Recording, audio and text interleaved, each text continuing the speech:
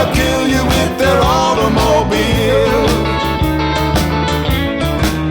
Well, now I really don't think it's done to save the driving. It's a wonder there's any of us left alive. I saw a man last week, he must have forgot his plane. He's doing 5 miles an hour down that fast lane. And now people lose their minds when they get behind the